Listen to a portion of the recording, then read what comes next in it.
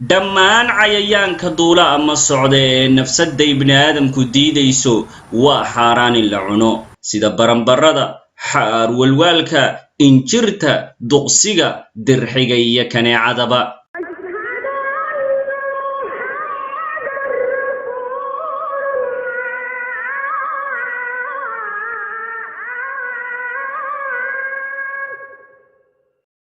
السلام عليكم ورحمة الله وبركاته walaalyaal ku soo dhawaada barnaamijkeeni ma ogtahay barnaamijkeena ma ogtahay waxaynu ku soo qaadanaynaa xayawaanada hilibkoodu xaaraanta uu yahay xayawaanada hilibkoodu xaaraanta uu yahay waxay u qaybsamaan saddex qaybood oo kala duwan xayawaano bariga ku nool shimbiraha ayaguna bariga ku nool iyo cayayaanka ama xasharaadka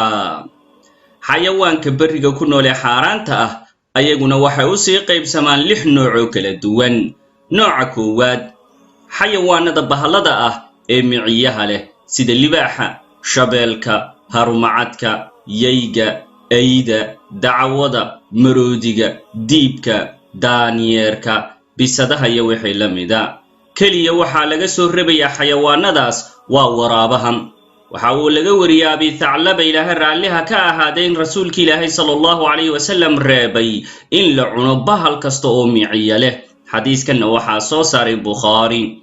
dhanka kale cunida hilibka waraabuhu ayaduna way banaan tahay waxaana uu daliil xadiiskii ibn Abi Aamir uu ka soo warinayay Jaabir ibn Abdullah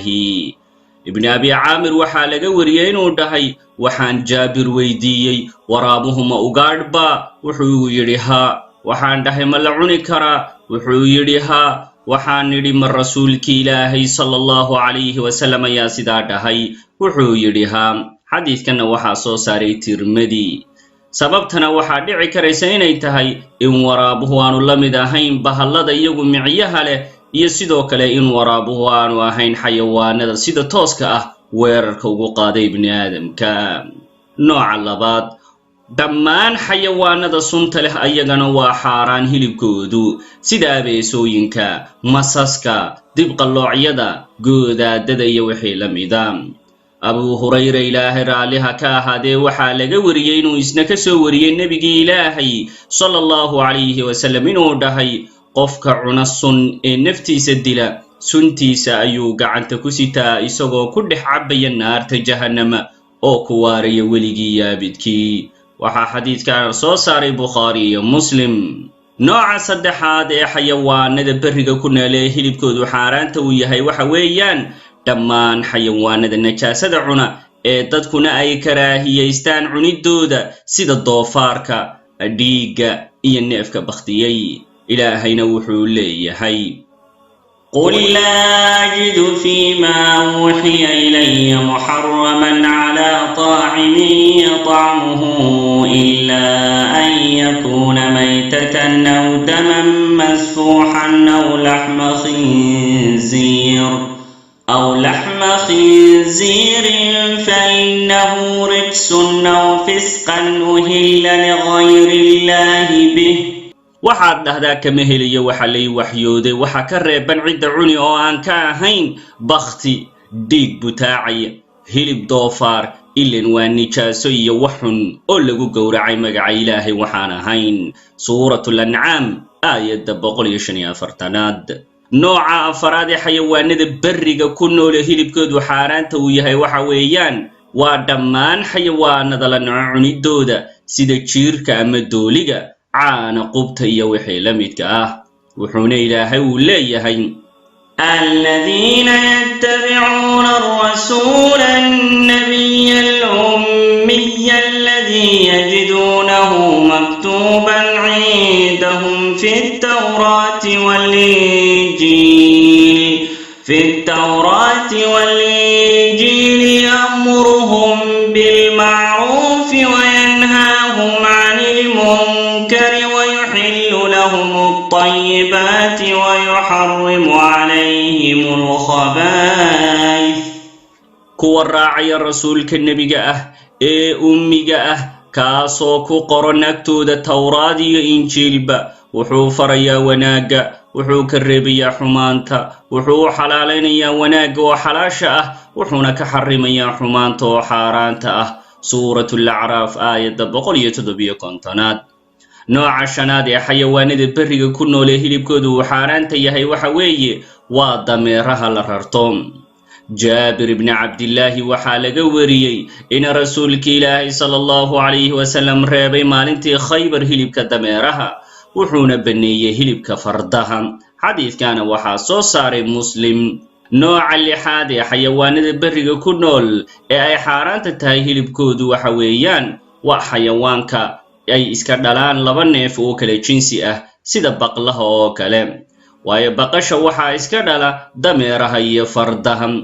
jaabir ibn cabdillaahi ilaahay raalliha ka ahaadee waxaa laga wariyey inuu dhahay maalintii khaybar waxaan gowracnay fardo baqlo iyo dameero markaasuu rasuulkii ilaahay sallallahu calayhi wasallam naga reebay baqlaha iyo dameeraha nagamanuu reebin fardaha xadiidkana waxaa soo saaray abu daawuud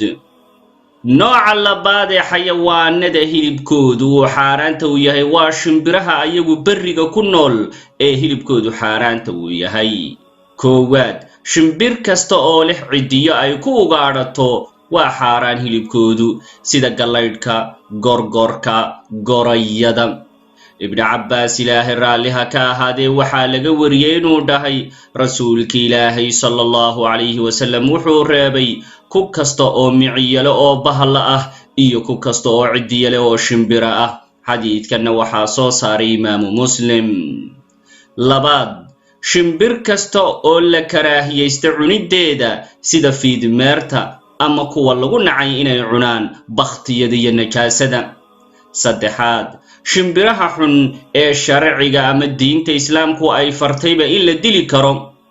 wuxuu nabigu yidhi calayhi salaatu wasalaam 5 fawaasiq yuqtalna fi lxaram alfa'ratu waalcaqrabu waalxudaya waalghuraabu waalkalbu alcaquur 5 baa wax xun ah laguna dilayaa xaramka waa jiirka oo dooliga loo yaqaano dibqallooca faragoosatada tukaha iyo eyga dadcunka ah xadiiskana bukhaari iyo muslim ayaa soo saaray afaraad shimbiraha islaamku uu reebay in la dilo sida hudhudka iyo guuguulaha ayagana waa xaaraan in la cuno hilibkooda ibn cabbaas ilaahay raalliha ka ahaadee waxaa laga wariyey in nebigi ilaahay sallallahu calayhi wasallam uu reebay 4 xayawaan in la dilo 4 xayawaanna waxay kala ahaayeen quraanjada shinnida hudhudka iyo guuguulaha nooca saddexaad ee aan hilibkooda la cunaynin waxa weeyaan waa cayayaanka ama xasharaadka dhammaan cayayaanka duula ama socda ee nafsadda ibni aadamku diidayso waa xaaraan in la cuno sida baranbarada xaar walwaalka injirta duqsiga dirxiga iyo kaneecadaba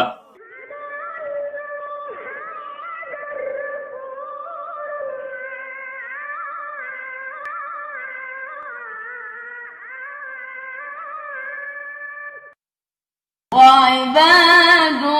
الرحمن الذين يمشون على الأرض هونا وإذا